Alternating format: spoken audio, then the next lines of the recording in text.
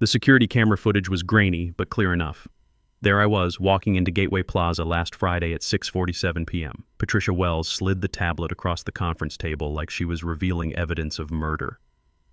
"We need to discuss your after-hours activities, Bradley." Her voice had that neutral corporate tone, but her eyes were ice cold. Beside her, Austin Reed sat with this smug little smile that barely passed for professional. "Your employment agreement explicitly prohibits working for competing companies while you're employed here," Patricia continued. "We have a zero-tolerance policy for this kind of breach of trust. I'm Bradley Hoffman, 49 years old, and until about 5 minutes ago, I was the senior IT infrastructure architect at Tech Vault Systems here in Austin. The only one, actually, not by choice. There were supposed to be 4 of us on the team. Sitting there in that glass conference room, I felt nothing. Not anger, not fear, not even surprise. Just this weird sense of lightness, like someone had just cut invisible chains I'd been carrying for years. "Your employment is terminated, effective immediately," Patricia said, pushing a termination letter toward me. "Security will escort you to collect your belongings." I didn't argue, didn't try to explain, just nodded and said, "You're absolutely right. I should focus on one position." Their expressions flickered for just a second, confusion crossing their faces before settling back into corporate poker mode. They were expecting tears, maybe some begging, definitely some anger. Not this calm acceptance. What they couldn't see was this massive weight lifting off my shoulders as I placed my access badge on the table. 4 years of constant stress, of being the only person keeping their entire digital infrastructure from collapsing, evaporating in an instant. Austin cleared his throat, uncomfortable with how calm I was. "We'll need all system passwords and access credentials before you leave." I smiled. Everything's documented in the system knowledge base, just like protocol requires. That was technically true. The documentation existed. But it was like handing someone a map of New York without street names. Complete but useless without the context that only lived in my head. As security walked me to my desk, coworkers stared and whispered.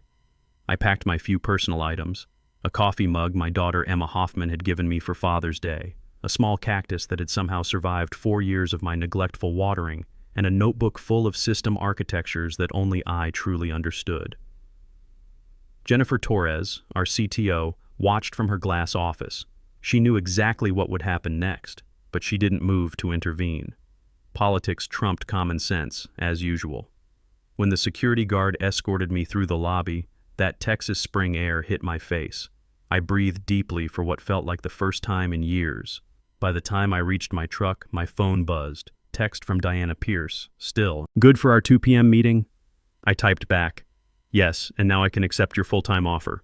4 years of building someone else's empire while getting paid like a junior developer was enough. 4 years of being the invisible infrastructure, keeping everything running while others took credit and bonuses. 4 years of warnings ignored and requests denied. Now it was over, and the countdown had begun.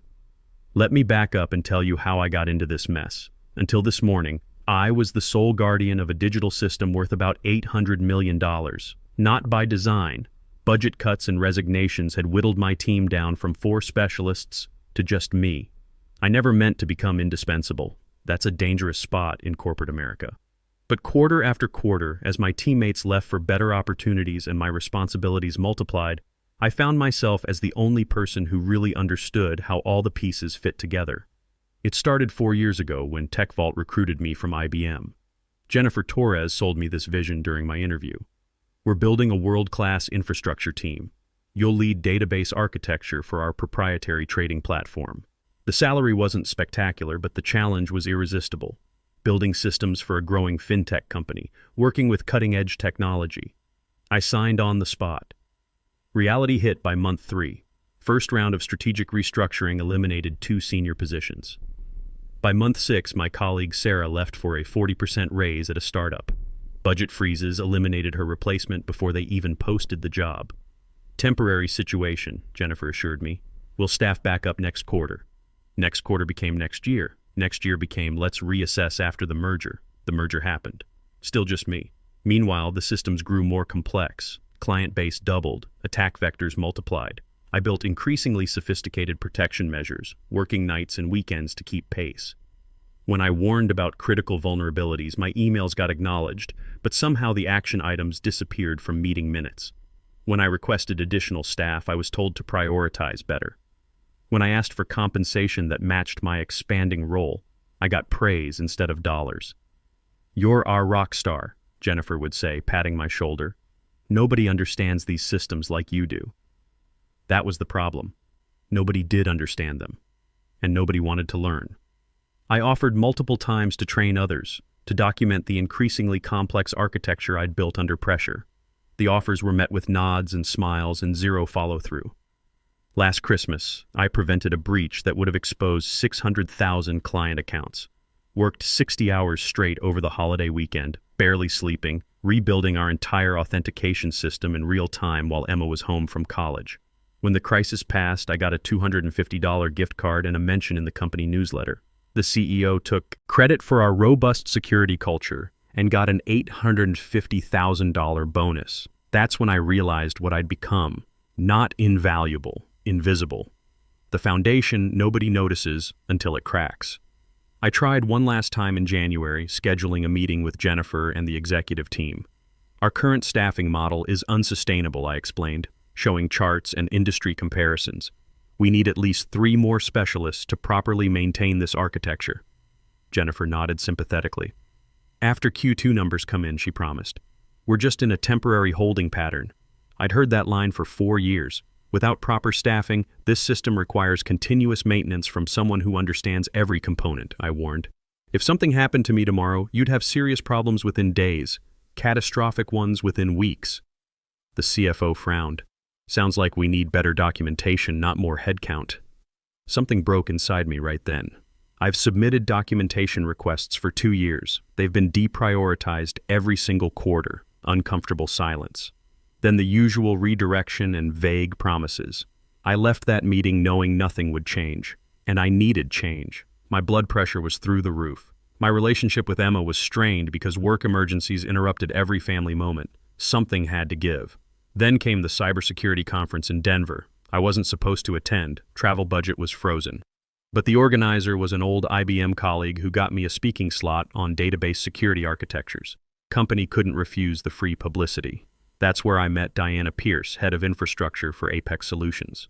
She caught me after my presentation, genuinely interested in the theoretical framework I'd outlined. "The implementation must be fascinating," she said. "I'd love to hear more about how you've operationalized these concepts in practice." We talked for hours, carefully avoiding specifics about our employers. Just 2 professionals discussing architecture philosophies. The first real professional conversation I'd had in years. Diana actually listened, asked thoughtful questions, challenged my assumptions in ways that made me think harder, not just defend my choices. It felt like talking to a colleague instead of explaining things to people who didn't want to understand. "You know," she said over coffee, "most architects I meet are either all theory or all implementation. You seem to bridge both worlds." I laughed. 26 years of building things that have to work tends to do that. 26 years? She raised an eyebrow. "You started young?" 23. Straight out of college into IBM's systems group.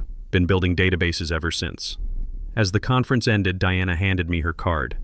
"We could use your perspective on our new security framework. Strictly advisory, weekends only. Nothing operational that would create conflicts." The consulting fee she mentioned was more than my monthly salary for weekend work, for being valued.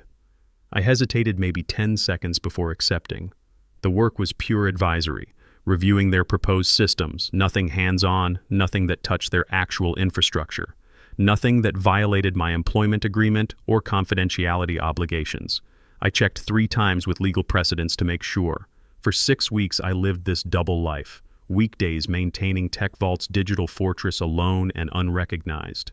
Weekends being respected, heard, and compensated appropriately for 26 years of experience. At Apex, they had actual meetings where technical concerns got addressed. When I mentioned a potential vulnerability in their proposed architecture, they didn't just nod and move on. They scheduled follow-up sessions to dive deeper. They valued expertise. Emma noticed the change immediately when she came home for spring break. "Dad, you seem different," she said over dinner. "Less stressed. Just some consulting work on weekends," I told her. "Helps with the college bills." She grinned. "And it doesn't hurt that someone's actually listening to you for once." "Smart kid." always has been. The extra money was helping too. Emma's tuition at UT was $35,000 a year, plus living expenses.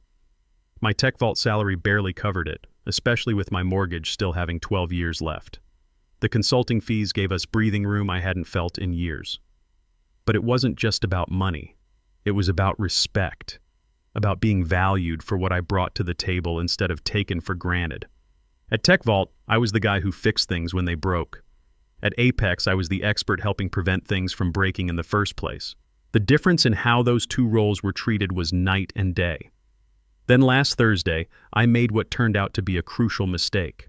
Instead of parking 6 blocks away like usual, I parked just 3 blocks from Gateway Plaza, closer to Diana's office building for our regular meeting. Someone from Tech Vault spotted my truck. Someone who knew I shouldn't be anywhere near that part of town during work hours. Someone who made assumptions and reported back. I'd been so careful for 6 weeks. Different routes, varied timing, never anything that would create obvious patterns. But you get comfortable, you get careless, and that's when things fall apart. The irony wasn't lost on me. I'd spent 4 years warning about single points of failure in our systems.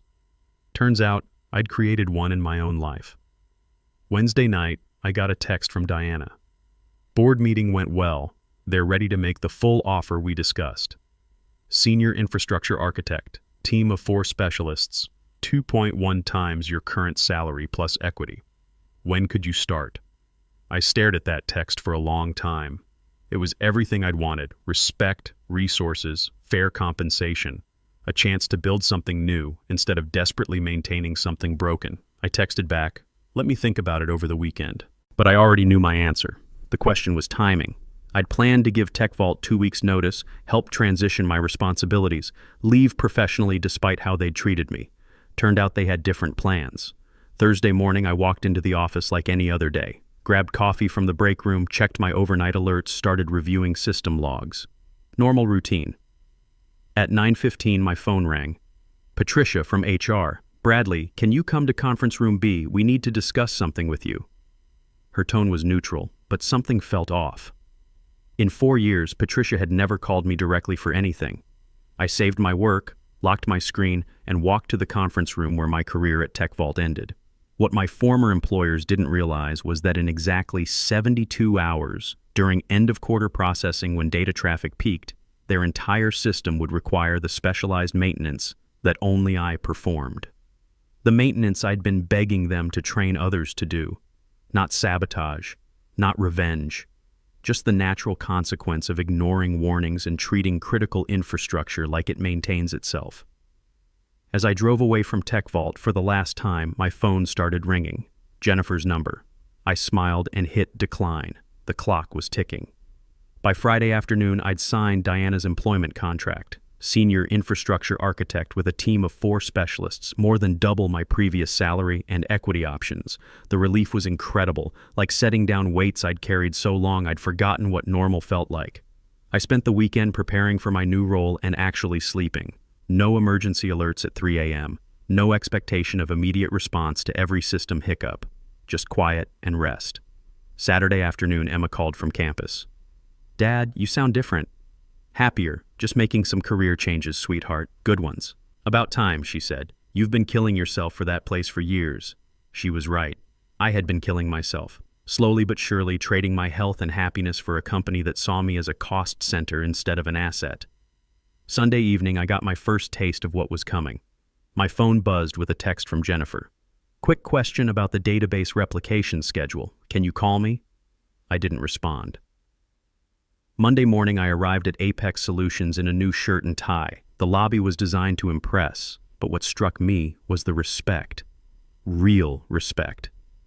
"We're thrilled you're joining us, Bradley," Diana said during orientation. "Let me introduce you to your team." "Your team." The words sounded foreign after years of solo responsibility. 4 specialists, each with defined roles that complemented each other. They looked at me with curiosity, not the desperate relief I'd grown used to when appearing to solve the latest crisis. "We've heard great things about your adaptive architecture approach," said Chris, a database specialist with eager eyes, looking forward to learning from you. By lunch, we were deep in discussion about their current setup. They had questions, thoughtful ones. They challenged my assumptions, offered alternatives built on my ideas rather than just implementing them blindly. This was collaboration. I'd almost forgotten what it felt like. Meanwhile, across town, the first warning signs were appearing at Tech Vault. I didn't need inside information. I knew those systems like my own heartbeat. Monday afternoon would bring the first database sync issues as the weekly replication cycle tried to execute without my manual oversight. By Tuesday morning, log files would overflow. By Wednesday afternoon, exactly 72 hours after my departure, the cascading failures would begin during peak processing. My phone buzzed at 4:47 p.m. Monday. Jennifer. I let it go to voicemail. Bradley, it's Jennifer.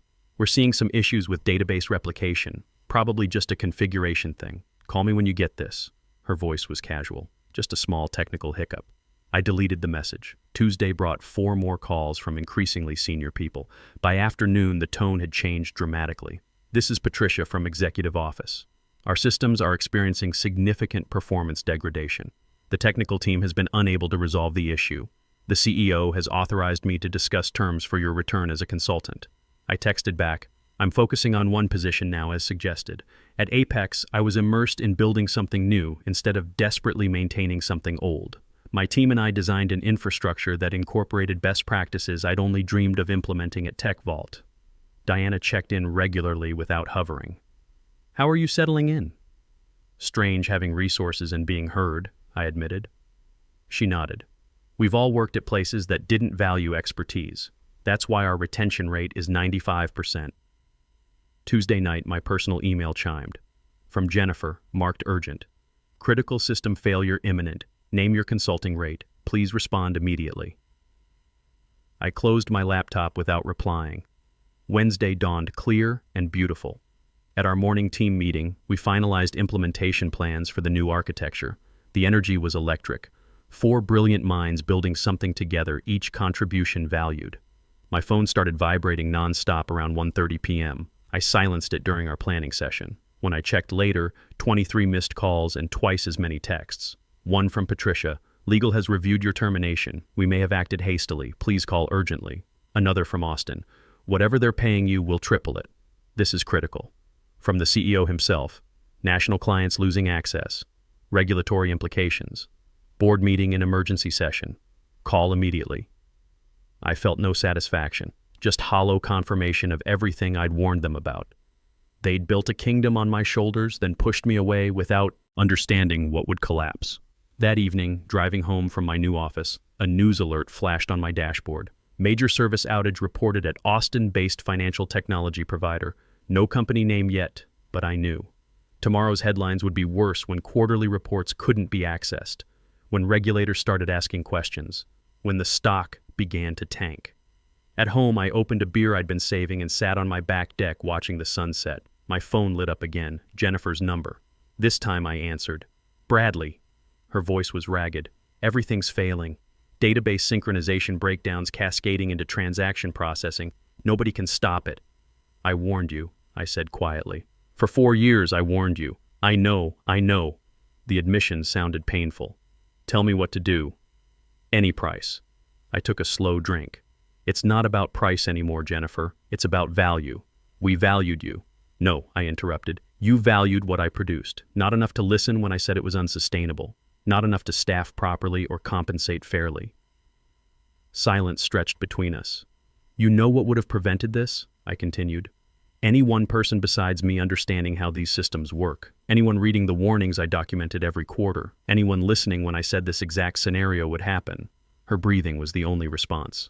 The recovery procedure exists, I said finally. It's in the disaster recovery documentation I submitted last year. The documentation that was deprioritized because I was handling everything so well. I ended the call and turned off my phone. Tomorrow would bring the full reckoning. Thursday morning, Diana was waiting in the lobby with her tablet. Have you seen the news? The headline was stark. Tech Vault Systems suffers major infrastructure failure, stock plummets 31%. Their entire platform's been down for 18 hours, Diana said. 600,000 accounts locked. Trading completely halted. I felt strangely empty looking at those numbers. Not satisfaction, just waste. Waste of talent, resources, and trust caused by short-sighted decisions. They've been calling our main office, Diana continued, trying to reach you through us. My stomach dropped. Are they threatening legal action? They tried. Our legal team reviewed everything. You're completely clean, but they're desperate for someone to blame. As we walked to my office, my team was waiting with concerned faces. Is it true about your former employer? Chris asked. I nodded. Did you really build their entire infrastructure yourself? Not by choice, I said. By necessity. Understanding passed between us. Everyone in that room had been the unacknowledged foundation others stood on. Well, Chris said finally, they're disasters educational for us. Let's make sure our systems never depend on any single person. The simple wisdom of this nearly brought tears to my eyes. Real leadership, acknowledging expertise while preventing unhealthy dependency. My phone, finally turned back on, showed 47 missed calls. The last voicemail was from the board chair himself. Mr. Hoffman, this is Charles Morrison. The situation has become critical. The board removed several executives this morning. We recognize the failures that led to your departure. Please call me directly. I sat with this message for a long time. Part of me wanted to let them pay the full price. Another part recognized that innocent people, regular employees, clients, were suffering for leadership's failures. At our afternoon meeting, Diana pulled me aside. Their interim CTO reached out directly. The board fired half the executive team. They're offering a massive consulting fee for emergency recovery. 1 day, remote only, no ongoing commitment. I hesitated. What do you think? Diana considered. Professionally, helping them doesn't hurt us. Their reputation's damaged beyond quick repair. Personally, it's your call. You don't owe them anything. Walking back to my office, Chris fell into step beside me. You know, sometimes the most powerful message isn't letting someone fail completely. It's showing them exactly what they lost. I stopped. What do you mean? If you help them recover, they'll always know you could have prevented their disaster, and that you were gracious enough to help despite how they treated you. That knowledge changes organizations. I thought about this as I returned to my desk where my team was implementing the architecture we'd designed together. Each person's contribution acknowledged, each voice heard. I called Charles Morrison back. Mr. Hoffman, thank you for returning my call. I understand your company's experiencing technical difficulties, I said neutrally. Difficulties is an understatement. Our infrastructure has essentially collapsed. The team cannot resolve the database failures. I let silence fill the line. We're prepared to offer substantial compensation for your assistance. Name your figure. My consulting rate is $2,500 per day. Full day minimum, payment in advance. And I have conditions. Done. What conditions? First, I work remotely. Second, I provide instructions only. Your team implements. Third, you provide written acknowledgement that I warned about these vulnerabilities repeatedly. Fourth, every laid-off team member gets 6 months severance. Fifth, you fund the infrastructure team I originally proposed. Silence. Papers shuffling. Without these changes, you'll be back here in 6 months, I explained. We agree. How soon can you begin? After transferring payment and receiving written confirmation, I spent 8 hours guiding their team through recovery. Step-by-step procedures to resolve the cascade failure. Instructions I'd actually documented, but that had been buried in unread reports. Questions flooded back. The team trying to implement lacked contextual understanding. For 8 hours, I taught what should have been taught years ago. By evening, their systems were stabilizing. Too late to prevent massive damage, but soon enough to avoid complete collapse. As our session ended, I delivered one final message. Every system you're working with has documented procedures and vulnerabilities I identified. Those documents exist. Read them. Because building resilience isn't about technology. It's about people understanding what they're responsible for. 3 months later, I stood before Apex's leadership team, presenting our new infrastructure consulting division. Behind me, slides showed market opportunity created by very public failures like tech vaults. Every company believes their systems are secure until proven otherwise, I explained. Our approach isn't just better technology. It's changing how organizations value their infrastructure operations. Approval was unanimous. Within weeks, we were hiring, expanding to 8 specialists. Our first clients were already lined up, companies terrified of suffering TechVault's fate. That afternoon, I got an unexpected email from Charles Morrison. "Thank you. We've implemented the team structure you recommended and hired a chief infrastructure officer reporting directly to the board. The cultural change has been profound. Your impact extends far beyond technical recovery. If you're ever interested in returning, my door remains open." I deleted the email without replying. My answer was already visible in trade publications announcing Apex's consulting division and my role leading it. 6 months after my termination, I took the stage at the same Denver conference where I'd met Diana. This time, not as a lone architect, but as division head of a growing team, presenting our framework for organizational infrastructure resilience. In the audience sat Jennifer and their new CIO. Their expressions as I detailed our client growth told me everything. They understood they'd lost more than technical knowledge. They'd lost the future I was building elsewhere. After my presentation, attendees swarmed with questions and cards. Among them was the new CIO, who waited until others dispersed. "Your replacement architecture's impressive," she acknowledged. "Built on solid foundations," I replied. "Your documentation was extraordinary once anyone read it. You saved them even while leaving." As I gathered my materials, she added, "They track your success obsessively now. Every announcement, every client win." And there it was. Not their failure, but my success. Not their loss, but my gain. Every achievement at Apex reminded them of what they'd discarded. That evening, Emma called me after her finals. "Dad, you sound different. Happier." She was right. For the first time in years, I wasn't carrying the weight of an entire company on my shoulders.